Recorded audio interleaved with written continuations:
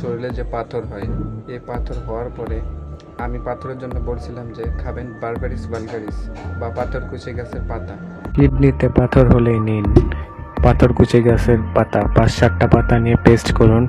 আর এই পাতা তারপর জাল করুন। জাল করে এটি সকালে খাবেন আর সন্ধ্যায় খাবেন। ইনশাল্লাহ 3 মাস খাবেন, এতেই পাথর ভেঙে চুরমার হয়ে বের হয়ে যাবে তাড়াতাড়ি।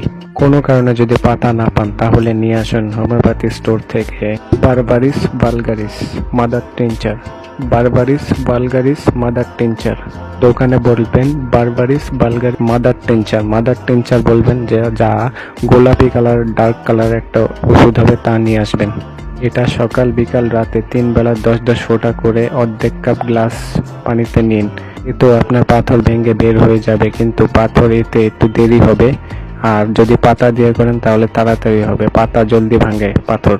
তাই চেষ্টা করুন পাতা দিয়ে করতে, ওষুধ দিয়ে না। বারবারিস ভালগারিস এই পাথরকুচি গাছের পাতা দিয়েই তৈরি। কিন্তু এটা খাওয়ার পরে ভালো হওয়ার পরে যদি আবার পাথর হয়, পাথর ফিরে আসে, তাহলে এই ওষুধটি নিন।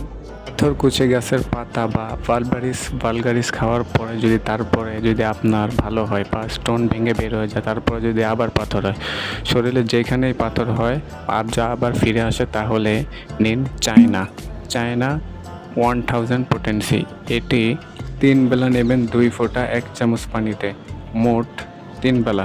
একদিন নিতে হবে, যেদিন কিনবেন সেই দিনই একদিন নেবেন, রাতে তারপর আর নেওয়া লাগবে না। এটা একবারই যথেষ্ট। এটা একবার নেওয়ার কারণে আর আপনার পাথর কখনো হবে না ইনশাল্লাহ।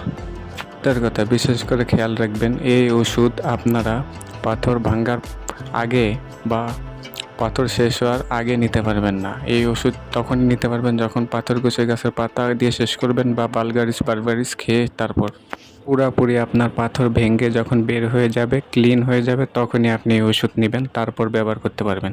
এছাড়া আগে না।